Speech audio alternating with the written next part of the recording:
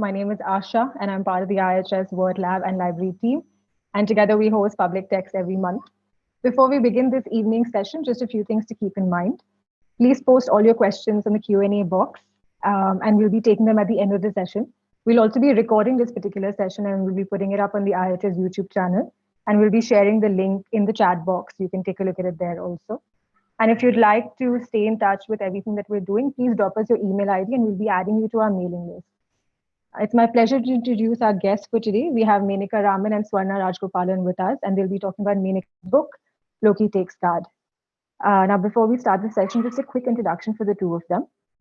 As a child, Menaka used to write far-fetched stories about birthday parties, water parks, and floating cake disasters. Since then, her life has been a series of fortunate events that led her far away from becoming a software engineer and set her back on the path of writing. She's a former advertising copywriter who chucked creating ads for plastic chairs and timeshare holidays to write about other things. She's been a newspaper columnist for over a decade now and enjoys working with not-for-profits. She's the author of 9 picture books for children, including Gappu Khan Dance, Lenin's Guests, and I Love Me. Her short stories have appeared in anthologies published by Talking Cub, Scholastic India, and Penguin UK. She lives in Bangalore with her husband, 2 children, and a dog. When she's not killing plants and walking woody, she's eating Nutella straight from the jar. Something I do too. Swarna, who will be moderating the session, is a political scientist by training, a peace educator at heart, and wishes she could call herself a writer. Thank you so much for joining us, the two of you, and I'm going to hand this over to Swarna. Hi, Swarna. Hi, Menaka. First of all, I'm delighted to be here. This is the kind of thing that the likes of me never get invited to, the discussion of interesting books with writers that promise to be a whole lot of fun to interact with. So I'm very excited to be here. It's a huge change from my usual beat. And Menaka, I loved your book. So I think we cannot start without offering people a sample from this delightful little work. So would you read something to us, please? I would love to. Thank you. Okay, so and I'm going to follow with you. Oh, how nice. Okay, it's like a little read along. Okay, this is the cover of my book. It's called Loki Takes Guard, published by Talking Cub. And I just like to give a shout out to the amazing illustrator who did this cover. It's Ekta Bharti. So Loki Takes Guard is about an girl who lives in Madras called Loki, who desperately wants to play cricket for her local team and has been told by the team, the other players and by the management that she can't play for them anymore because she's a girl.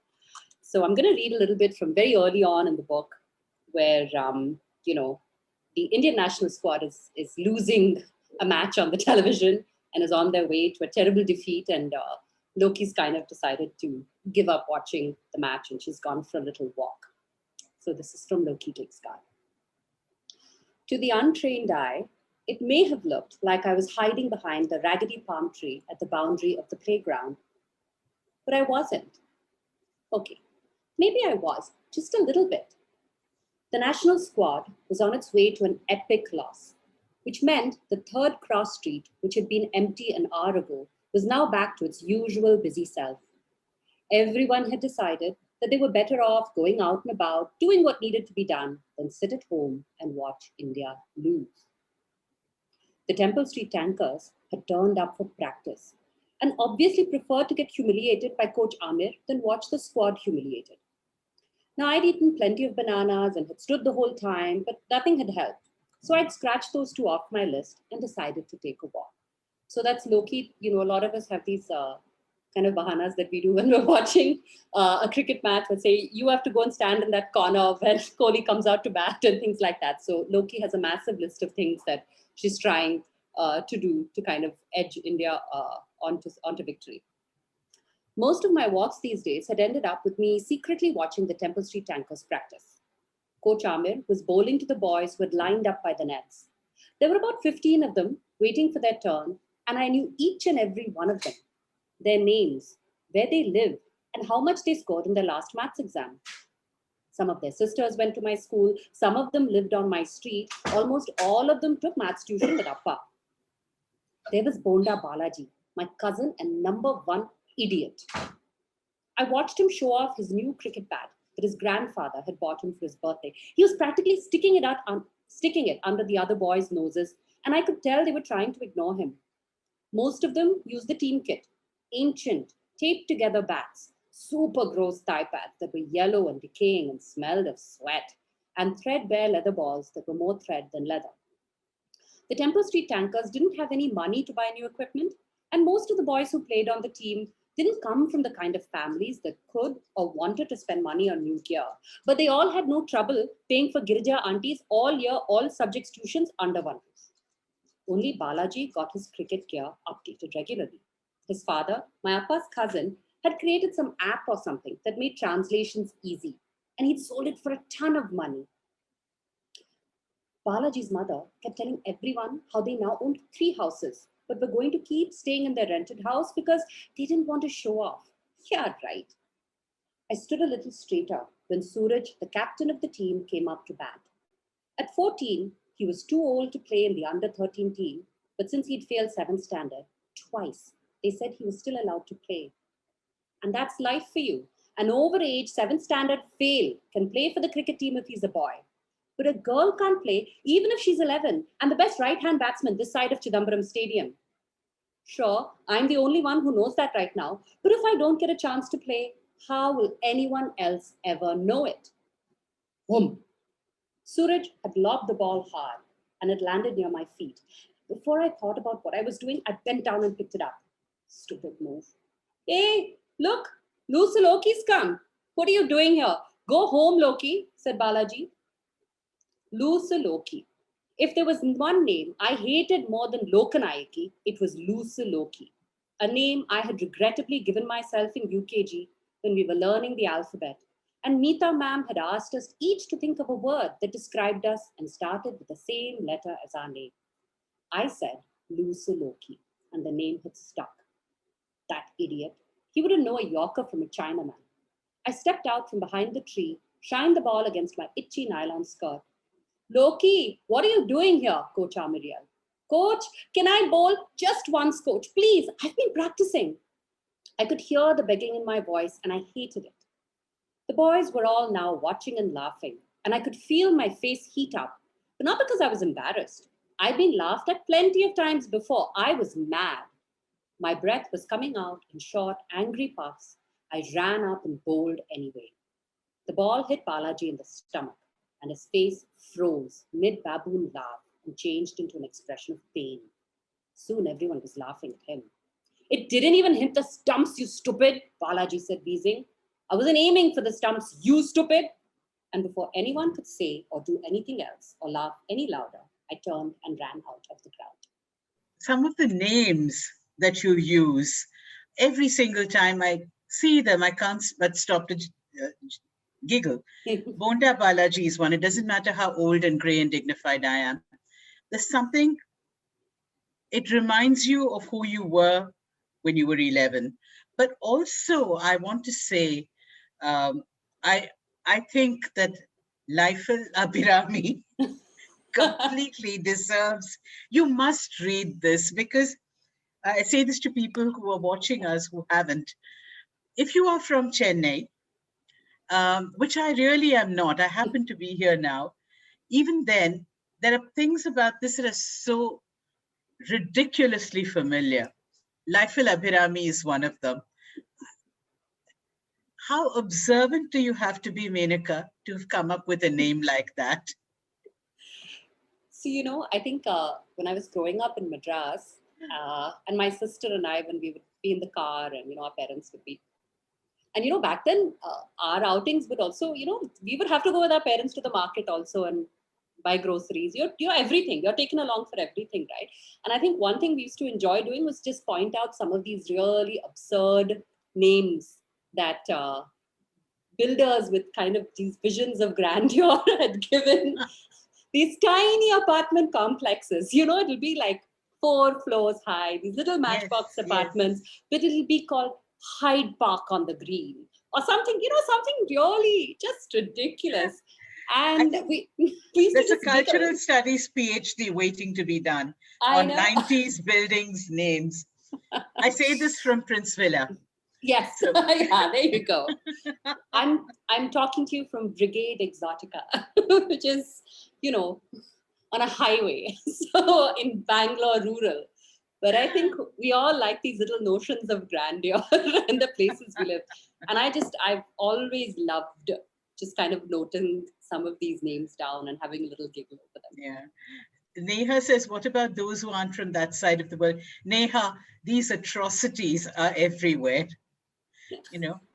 We should actually have some sort of Tumblr or site where we gather them just for our own amusement. There was a great Twitter thread recently where someone actually had done a call out for everyone in Bangalore to name some of the kind of absurd building names, and I'll find that and share that at some point. But that was hilarious. Please do. Really good. So the book is called Loki Takes Guard, and I know taking guard has something vaguely to do with cricket. Okay. Something. Is this a book about cricket? Swarna, cricket does play it plays a fairly kind of important part in the book and in the story. And of course, there's a girl on the cover of the book holding a cricket bat in her hand. So yes, cricket is there in the book. But I think for me, the book is really about wanting to go out and do something that you want to do, that you desperately want to do, that you love doing, that your heart desires, even when everyone around you is telling you, well, that's a rubbish idea. You shouldn't be doing that. And it just so happens that in this book, that's playing cricket. And that's what the main protagonist, Loki, really wants to do. So yes, it's about cricket, but it's also about going after what you want, what happens when you do things that, that not everyone around you is fully on board with. It's about family, relations, it's about friendship, it's about school, the kind of community you live in, and how in certain communities everyone has a say in what you're doing in your life. And it's about navigating all of these things, the age of 11, and how you figure some of these relations and things out. Yeah. I want to kind of head to the list of questions you and I put together.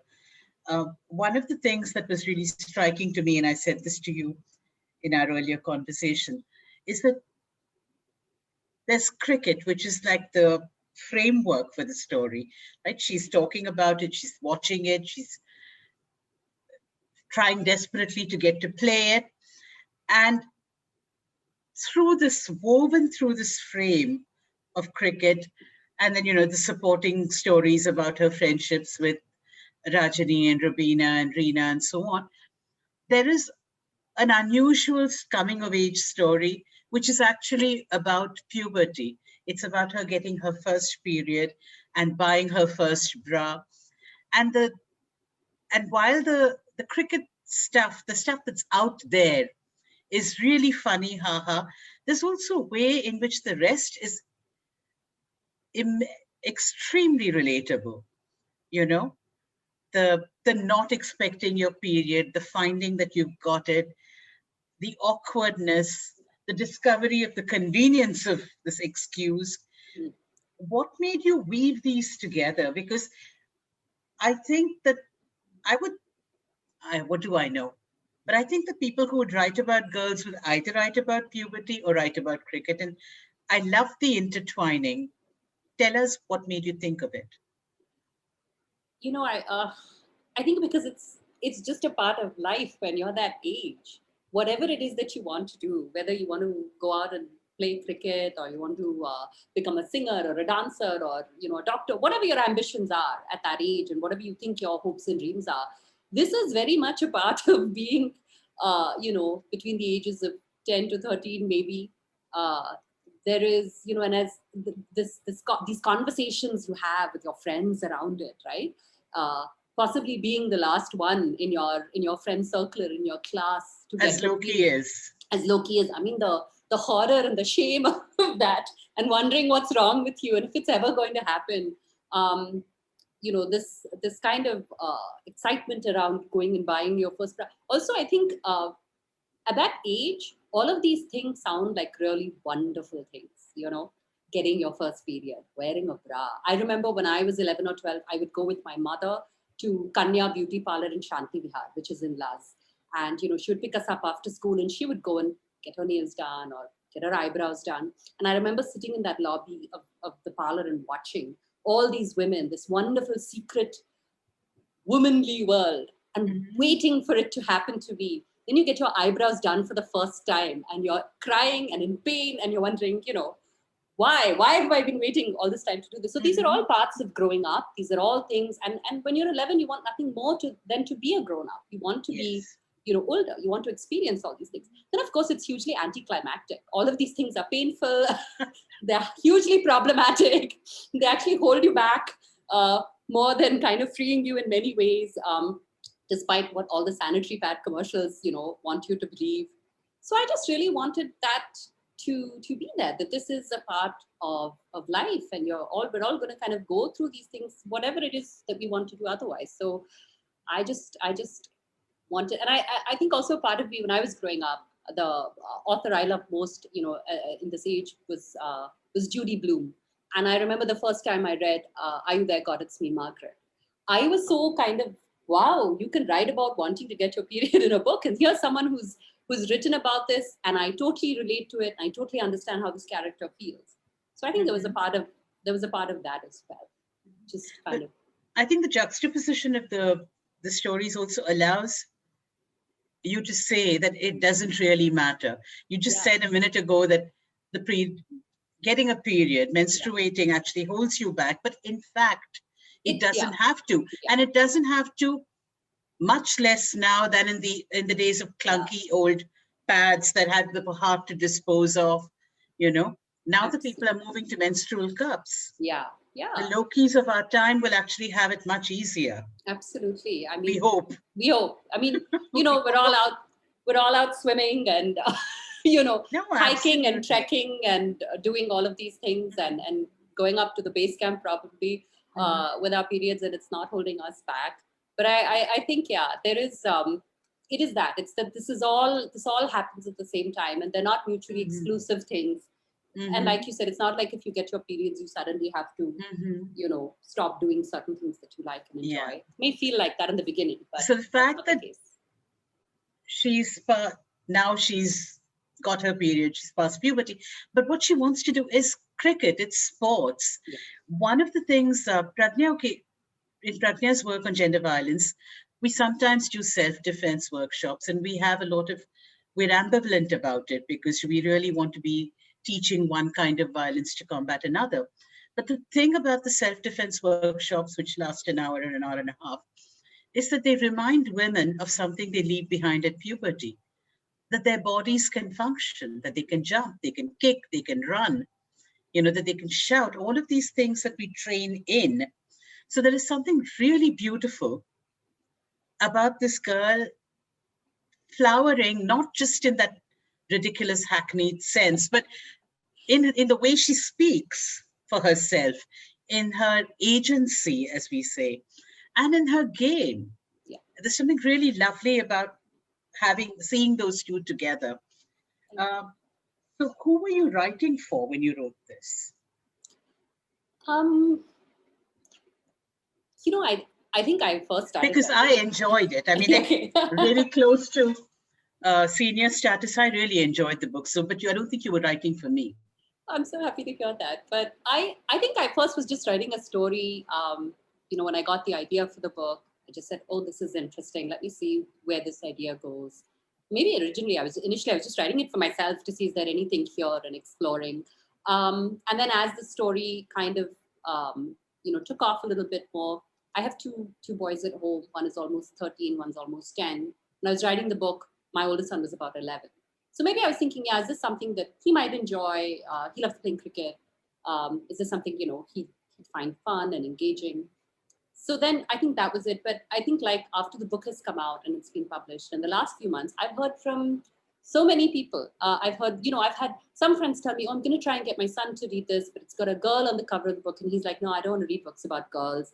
But, then she sent me a video of her son, like secretly filmed him reading it and was laughing hysterically. So that was so satisfying to see. I've had friends who have daughters who say, oh, my daughter doesn't want to read it because she thinks it's all about cricket, but I'm going to tell her to stay with it. And they found something, fun about it. I've had my own classmates from school, from college, write to me and say, this was just really enjoyable. It took them back to their school days. And so I've had a really, really nice kind of broad range of people write to me or message me and say that. So everyone's kind of taken a different part of the book for themselves and enjoyed a different aspect of the book, which I find really amazing. It's the mark of a good book too, isn't it? So let's come back to the girl thing. I suspected actually that I was asked to do this because it's a little girl who plays cricket and I do some gendery kind of stuff. But it's hard I didn't want to have that conversation, but it is really hard to escape the central reality of the story, which is that she can't play because she's a girl, And there are many reasons for this, right? So you listed some of them in your email and I thought of others. And I want to look at this gendering of leisure for children, who actually don't know what's going on. The girls cannot play, and beyond puberty, they can't play. They have to come back before dark. They have to do this, they have to do that. And then on the other hand, there are also consequences for boys. Can you just say something about this? Yeah. About any part of it at all? Sure. I think one thing I've always observed, at playgrounds, at public playgrounds where I've taken my kids to play, and for the last 10 years, we've lived in a series of gated communities in Bombay and in Bangalore.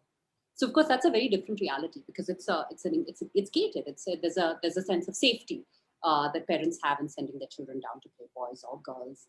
But even in that setting, one thing I've realized is, there's that maybe till the age of 6, 7, 8 even, you see all boys and girls cycling, playing, catch, on the swings and slides and this very rough and tumble kind of play, which they play together.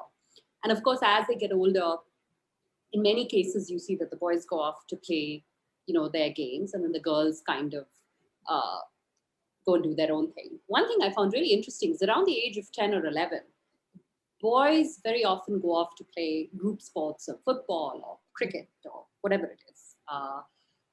Girls, not all girls, I'd like to be clear, but many girls I have found to be sitting in corners and chatting. And I used to find that so interesting. I'm like, or at the most, maybe they'll cycle and talk. They'll be cycling around our community and they'll be talking to each other, or maybe they'll go and play some badminton or tennis. But this very physical, running, contact sport, that seems to really come down for girls.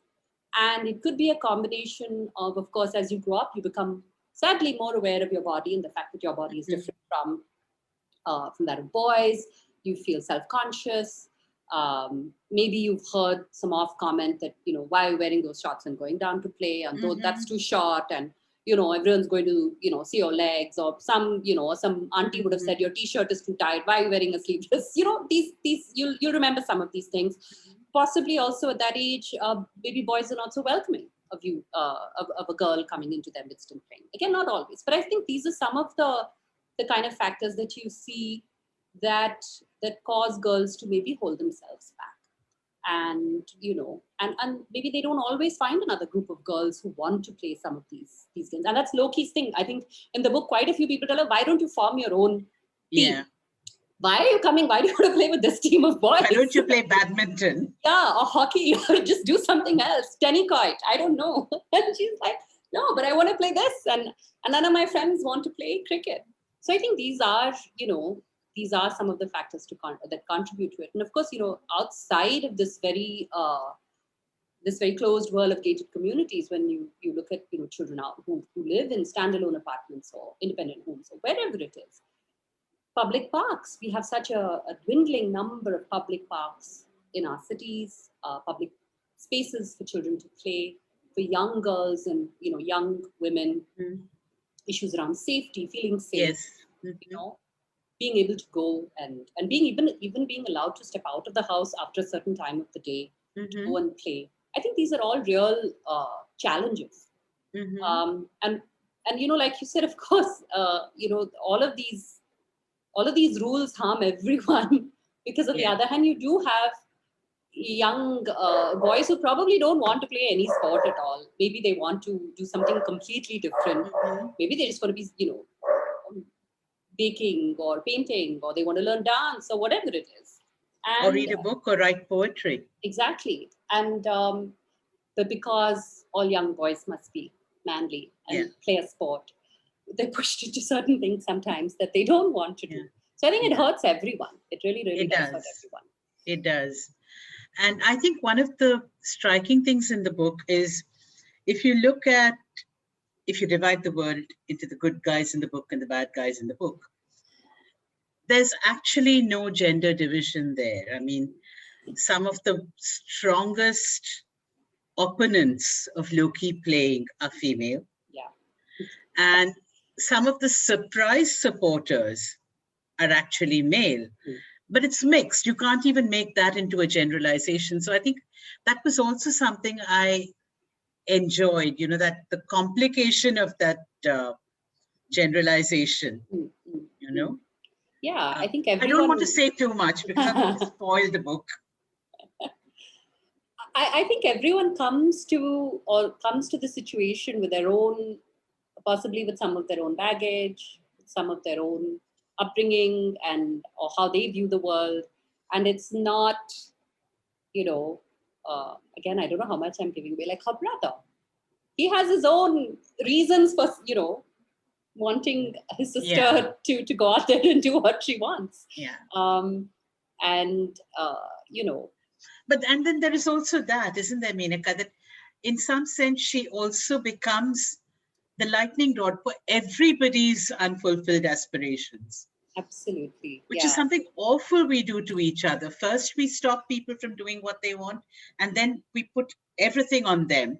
Yeah. If we would only all learn to express ourselves and be who we are, and say what we're thinking. More relaxed. Yeah, and say what we think and what we feel. So I suffer from that as well. I mean, very often I'm not expressing what I want or saying what I want to do to many people around me. Of course. All this is spoken with feeling.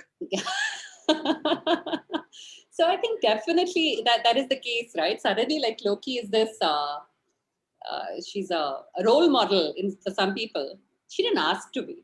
She didn't say she didn't set out to be that. Yeah. So before we give away anything more, I want to ask you about writing. If I were 11 and I got this book, I would not be happy at the end because it ended. I would then want to know what happened next. And because I don't have the patience to wait for you to write a sequel or decide whether you want to write a sequel, I would do it myself. Excellent. So for all the aspiring sequel writers, and I cannot tell you how many children's classics we have continued. In those days, fan fiction, etc., those words didn't exist. We simply wrote continuations. What would you say? What would be some plot finding tips, character writing tips? I would just say, just take the story wherever you think it should go. I mean, first of all, if anyone who's watching this wants to write a sequel, I would love to read it. I would love to know what happens next because I don't know. But I think have fun with the story. Here's this interesting thing. I had the idea of Loki. I wrote a bit of it. And then Tell us about that. Tell us how you got started on Loki. How did you find her? Sure. So Loki is, and it's there in the acknowledgements of the book as well, and where we used to live, we had a neighbor, this young girl called Dishita Bajaj. And I would drop my kids at the bus stop in the morning. And one day I saw Dishita and she had this massive, huge cricket kit, the ones that kids like to lug around and look cool with. And she had this really big cricket kit and this big smile on her face. And I said, and it struck me because, the school my children go to and many of the other children that I, were going to, there's a lot of equal participation in sports like football and basketball, tennis, athletics, badminton, boys and girls equally participate. But I think cricket is still very much seen as a boys' sport in many schools. So it really struck me to see her with this kid. And I said, Deshi, are you going to go play cricket? And she said, yeah, I'm going to start after school cricket training. And I just think it struck me that, well, that's great. I was so excited for her. And then there was this little question in my head, which was, what's that going to be like? The only girl, just in an all-boys kind of team. What would that feel like? So that's really where the idea for the story came. Loki's a bit of Dishita. Loki's a friend of mine from school who is this walking, talking encyclopedia of cricket, who, her name is Prabha, and Prabha would be able to sit down and tell you that in this 1980-something Sharjah Cup, this batsman from Pakistan delivered this to this, and she would just know what happened and she would know the statistics. So there's a bit of her in it. So these are some of the kind of little character things that I put into Loki. But I had the idea, I wrote a bit of it, and then there was almost a year lapse before I picked it up again.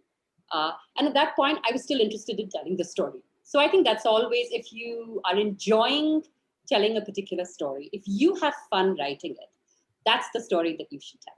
I really believe that, especially for very young writers who may feel that they need to write a certain way or a certain kind of story. Write the story that you have fun writing. I mean, why else would you be doing it? So enjoy, let the story, just have fun with the characters. I think be observant. There's always, so here's the thing, when you take kind of pick little quirks from people that you know to put into a character, don't take everything from one person and then take their name and then put them in your book. When they read the story, they're not going to like it unless they're like some amazing hero/heroine of the book who saves the day. No one's going to like that. So I would say with characters, be a little clever. Take this one little quirk from this person, take a name from someone else, and certain kind of physical characteristics from someone else, and then put it together. And then also, like your characters, even the characters who are not very nice in the book, I think there should be something that you like about them and that you enjoy writing about them. So have fun with your writing. Why do it otherwise? That's great advice. That's great advice. I think these building names are I was just hoping I wouldn't collapse into giggles when you read that section. But every one of them, I mean, there's even the Temple Street tankers. Yeah. So the book is kind of a little bit set around some of these, like in Madras, so you have Kapalishwarar Koval, and you have Parthasarthi Koval in Triplicane. And you have these little communities and, that are around them. So you'll always have on Temple Street, or Tank Street or something like that. But the nicknames of teachers, like Armpit, for example, one is not above finding it funny long after one was in that age group. I think you're a very observant person. And it's dangerous to be around people like this. Don't say that. No one will come and hang out with me. No, I'm also taking note of the whole, observe people's quirks and put them in your book. Yeah. And I will be now reading suspiciously after we've met. Okay, there's a question from Haripriya. Okay. Yeah. Shall I read that out? I can do that. Okay, all right. Hi, Menaka. As a librarian, it's heartwarming to see children read the book and come back squealing with delight. They also ask if there are similar books like Loki. So any suggestions? So one book that, so similar to Loki in the terms of like girls, okay, I'm going to do a girls who want to play a particular kind of sport trope. One book that I really love, that my boys love, is it's a graphic novel called Roller Girl by Victoria Jameson. And it's about a girl who, again, in that kind of coming of age, going to middle school, wanting to find your tribe. And she joins this blading crew in her town. And it's all about kind of learning how to rollerblade and, and picking yourself up even when you don't, when you're not doing too great, and kind of sticking with it. It's a really, really fantastic graphic novel. So I definitely suggest that. What else have we enjoyed recently? Okay, trying to kind of maybe find your place in the world, and who you are and what you want to do, maybe in that kind of trope. I really enjoyed The Best at It, which is by Maulik Pancholi. Again, a middle grade book about a young boy who's trying to go out and find what he's really good at. And he tries a series of things. It's really, really funny, very light. It deals with a lot of kind of big topics and themes, but in this very, very fun way. So those are my two recommendations. Sai Lakshmi writes that she loved the fact that Loki had a very unique relationship with each of the supporting characters, like the banana vendor, the single woman who loves to read, and even the coach. Neha Cheda says, wonderful to hear you, and super that you could pursue what you always wanted to do. Thank you. And Malavika Raman thinks someone should make a movie based on this book. Or maybe one of those multi-episode serials you could binge watch. God, I like the sound of that. Haripriya adds that she's not got a chance to read it because it's never on the shelf. Okay. There are 3 questions. One is Malavika's question about the movie. Okay. And Haritha Reddy asks, I'm Anvi, and I want to ask how many books you wrote till now. Okay. How many books have I written till now? I've written 9 picture books for kind of young readers in the age of, say, 4 to 10, 11. I've written 9 picture books, all of them published by Pratham Books. I've written 3 short stories. One which came out in an anthology which came out last year. That was also great fun. That was about in an anthology of stories set in Bangalore, in the past and kind of present of Bangalore. So they were all Bangalore-centric stories. So I wrote a story about Whitefield and the history of Whitefield, which was great fun. I really enjoyed that. And I have a picture book coming out with Penguins later this year. So those are all my books. And these are the things that have been published. This is right. Without counting the many, many more things that must be sitting in notebooks and computer files, correct? Yeah, my problem is that I'm all ideas and like very little execution. So I have some very good friends of mine who are also writers and editors. And I'm always WhatsApping them when I get an idea. They're the first one. I'm like, I've got this great idea for this book. And they'll like send me one slap GIF and be like, go and first write that idea you told me about 6 months ago. It's just kind of, so yeah, there's a book with lots of ideas and I don't know when I'm going to get to all of them, but it's fun. Soon, we hope. Hopefully. Malavika asks whether you've considered making Loki a series. She wants to know if Vasu, let's not tell people who, finds success as a comedian. And Sai Lakshmi suggests, how about making smaller Loki picture spin-offs? Ooh. I would love if someone decided to kind of take Loki and adapt her for the screen, big, small, whatever. Yeah, why not? I mean, I'm not going to say no to that. I think that would be a lot of fun. Smaller spin-off stories of Loki. I don't know about Loki, but I do like the idea. I'd love to know, like, I think, is it Malavika or Sai who asked? I'd love to know if Vasu makes it big. I also I really loved Regina and Rubina's characters. And they also want to do something which is, all of these dreams that everyone are having are not dreams that people, which the grown-ups in their lives possibly want for them. Regina and Rubina want to be makeup vloggers and have this like massive empire, based on makeup and kind of this whole social media kind of thing. So I would love to know what they do. I don't know if I'm ever going to write these stories, but any young people out there who have ideas for these stories, write them and send them to me. I'd love to know. Sai Lakshmi wants to know, from where you began to how you ended up with the story, how far away from the plan did it go and how did that make you feel? When before I started writing this book, or even before I got into writing picture books and things like that, you read a lot of interviews with like very established famous authors like Stephen King or Anne Patchett, and they say these things like, there comes this point where the story just takes off and it takes on a life of its own and characters take on a life of their own. And I always used to think, like, really, how does that happen? I mean, is that true? But I did think that with this, there was that point though in this book where suddenly I just felt that it just kind of took off at this gallop. And I don't do a lot of like plotting. I didn't like plot the book. I knew kind of what the story arc would be. I knew who the characters would kind of be in the book, but I didn't plot it. I didn't do like chapter by chapter, scene by scene plotting and writing. So I really did just let the book go where it kind of wanted to go. And some things didn't make it to the second and third draft and edit of the book. That was okay. I think, I was fine with that. Like, I think the third edit of the book, we made a lot of changes to Vasu. Vasu was far more melancholic and pale in the first draft of the book and just very sad with life. So we kind of imbued him with a little bit more character and fun in the final draft.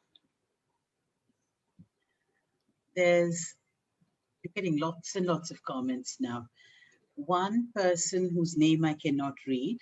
On an app I used to read to my grandchildren who live in another country, I was surprised to find a series of Barbie books in which she and her friends discover different careers, activities, including a number of fields of sports: soccer, ice hockey, ice skating, gymnastics, horse riding, etc. That seemed like quite a makeover for Barbie. I'm happy to say the kids, both boys, love those books and don't seem to see anything odd about girls playing, doing anything. So I suspect Loki will be equally acceptable to them, and I hope many other boys, not just girls. Oh, that's Ammu Joseph. Hi, Ammu. Yeah, I think Barbie has gone like this tremendous makeover in the last few years, from her various career aspirations to how she looks, and what she's wearing and all of that. So definitely, that's always welcome, and that's always kind of good to see. 2 questions in the Q&A box. Okay. What made you choose Madras as the setting? That's from Shrestha. Okay. So even though I've not lived in Madras now for over 19 years, it's been 19 years, and I've lived in all sorts of places. Madras is now where my family is and where I go home for lovely vacations where I get to do nothing and where my mom and dad look after me. Somehow, when I started writing the story, even though like the idea for the book happened in Bangalore and with someone who lives here, I just somehow wanted to write about this kind of community, this kind of street, this kind of apartment, these kind of lives in this book. Somehow that was to me very clear. I never thought of setting the book anywhere else because I think for me, these were the characters who seemed the most familiar to me.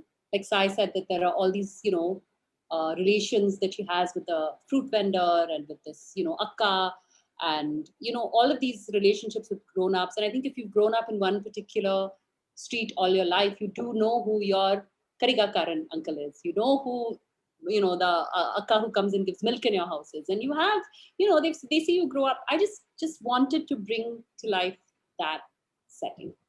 And I wanted to set the story here and I wanted to tell those stories. Someone called Anonymous Attendee wants to know what kind of challenges did you have writing the book? And if you did, how did you get past it?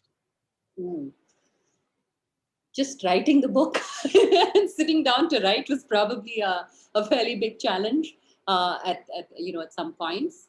What are the challenges? I think tying up. Oh, I'll share this. Shall I share a really funny, very horrible? I mean, it's not going to paint me in a great light. But in my very first draft of the book, when I went back to read it, so Loki's written in the first person. So I think I had like certain chapters which were written in the first person, and then suddenly it would go. That would just completely vanish, and it would be not like I, it would be she said, and she did this. So those kind of things. So kind of getting that continuity right, tying up loose ends to kind of go back and reread, tying up loose ends, maintaining consistency of characters as you kind of read, your drafts. Sometimes making sure that is that something that this person would say or do. Those were some of the challenges, just to make sure that was all right. But what about time to write? Do you have a schedule? in my head and in my very nice, beautiful bound diary, I have a schedule which never gets. In an ideal world, I would start my day with 2 hours of writing and things like that. That's, I have 2 day jobs.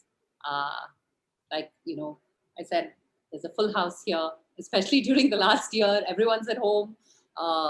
We have a dog. We have a lot of things going on in the house. So no, I don't think, as much as I would like to have like sacrosanct time for writing and setting aside, it really is whenever I get the time. Sometimes, a lot of the times now it's on weekends or just, on relatively easier weekdays and things like that. Whenever you get the time and if you feel like writing, I just write. And you write straight on the computer? No, I write out. By hand? Okay. I don't know why I do it.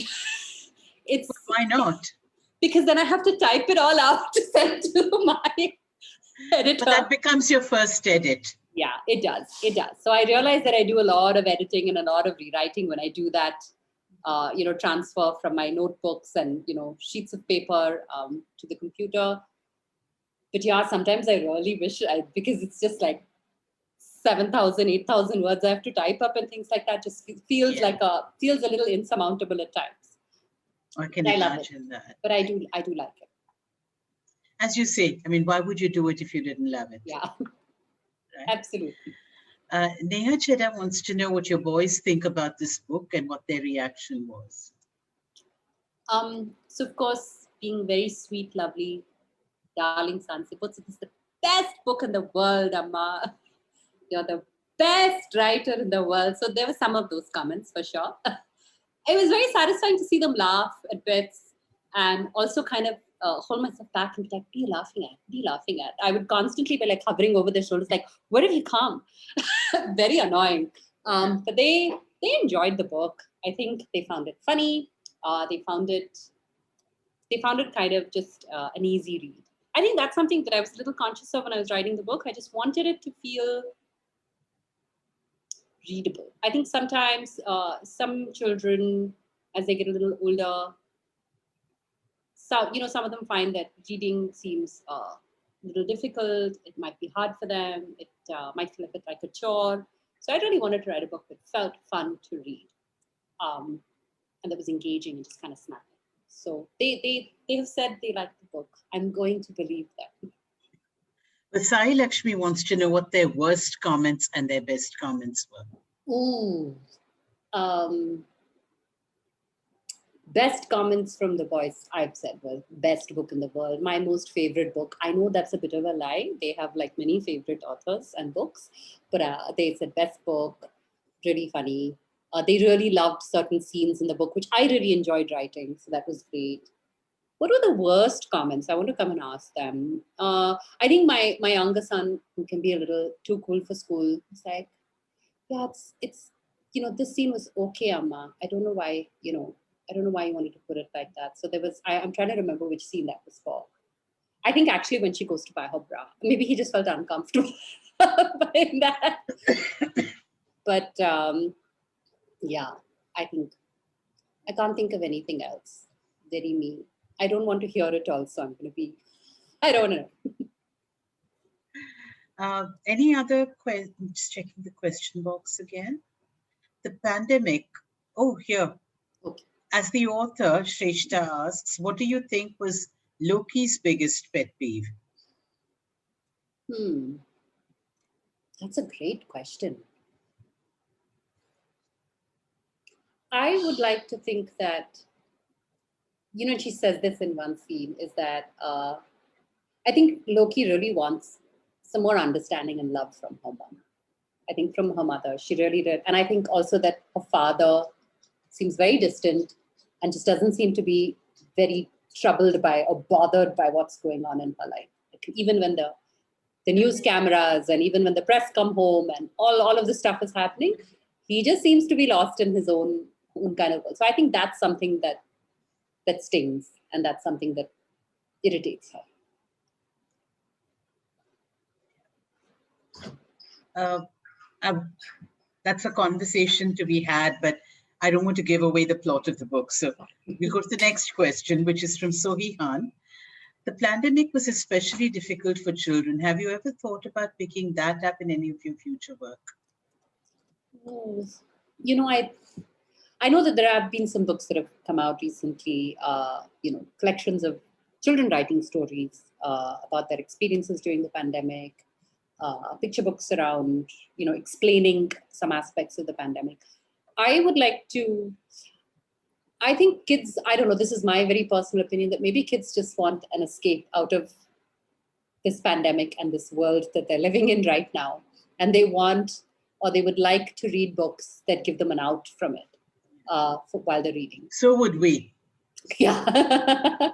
So I don't see myself writing anything about the pandemic now. Also, I think it's still going on. It's too close. It's so wearisome in real life. I don't think, and even for me, my own writing is a bit of an escape from my everyday life and my real life. So I don't think right now, for a while, it's all going to be escapism and, when things are fine, into that world. And things that are not fine get resolved at the end of 100-odd pages. Exactly. Yeah. Things work out or they don't. Mm-hmm. That's really great. I think that if you haven't read this book, I strongly recommend picking it up anyway, because it's an easy read, as she promises. It's well written. It's hilarious in places. And it's very uplifting. That would be something I would actually close with for this conversation. We're almost at the end of the hour that we were told to chat, and it's gone really quickly. But are there any last questions that we can take? I think we have about 2 or 3 minutes. Menaka, would you like to tell us something about Loki that we haven't talked about?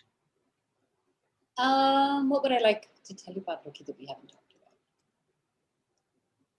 about? One thing I liked about Loki is that she's not someone that you instantly like and love, at least not for me, even as the person who dreamed her up. That's actually true. She's not this adorable, lovable, fun, sweet, cute. She's not even that great of a friend sometimes. She's a bit involved in what's going on. She's prickly, she's irritated, she's annoyed most of the time, she's sarcastic. And I just really like that about her, actually. Maybe she's all the things that I want to be. But actually that's true. I might not have said it, but I think it's true that sometimes you read a book and you want to be friends with the protagonist. I don't think I would be friends with Loki. That does not stop me from becoming extremely invested in her story. And that's also something that's remarkable about the book, I think. To come to root for someone that is not a natural ally or a natural or future best friend or whatever it is, I think is also very remarkable. So yes, do buy. People are saying that's what connects to the readers, and I'm going to want to. But I think, I'm not gushing. I'm actually not a gusher. And Amu knows me, so Amu knows that's true. But I really did enjoy this. I'll tell you my apprehension when I was asked. I said, yes, I'll do it. And then I thought, am I going to have politically correct gender equality thoughts? Because I do that the rest of the day. But I'm really happy to say this was fun. And I would like to read the second book. I will binge watch the series. This copy is going to my niece in Holland. Yay! That makes me the happiest to know that, more people are going to read the book. Thank you, Who's just started playing cricket. Awesome. Yes. That is fantastic. So, thank you very much, Asha and IIHS and PublicTexts for having us, Word Lab. Thank you, yes, Swarna. definitely. No, this has been absolutely great to have the two of you. And I think we have such a lovely audience today. And, I feel like that also really adds to this conversation that we're having. So there is a last question, and you want to take it You want to type the answer to it? Okay, what is the The question? similarities between Devi and Loki. Oh, Devi and Loki. Okay, I can. So Devi is a character in the short story I've written, set in Whitefield.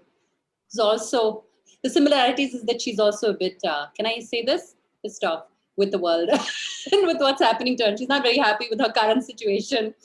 So I think so that's definitely something they both have in common, and they both are trying to figure out some of these things for themselves. I really liked Devi as well. Clearly, I have this thing for slightly annoyed, irritated tween girls. But on that note, I've promised my boys that my next book will have a boy as the main protagonist, because they are very like, where are the boys, Amma? So I've made that promise to them. But no doubt they will also be irritated and annoyed with the world. I think that's good. I think it's good for all of our young people to be a little irritated and upset with the way things are. Someone said, right, history depends on the unreasonable person. Absolutely, yeah. So everyone should continue being unreasonable and annoyed and irritated with everything, and do something about it, not just stay irritated. Mm-hmm. Absolutely. Okay. Now, truly over to you, Asha. Great. Again, thank you so much, Menaka and Swarna. And this has been really wonderful. And I really like your point about the fact that the characters are irritating and you don't really like them. And I feel like we could all use a little bit more grumpy people in the world, at least like obviously grumpy people in the world. I totally, connect with them more than just happy people. But yes, this has been lovely. And, this is our first public text session of the year. And I think we're off to a fantastic start. So we hope to see you both again soon, either on public text, for the sequel of Loki Takes Guard, or any other book that you'd be writing, Menaka and Swarna. Of course, we'd love to have you moderate or just hang out with us at IIHS for other sessions. So love to be back. Thank you. Thank you, Asha. Thank you, Swarna. This was great fun. And thanks, everyone.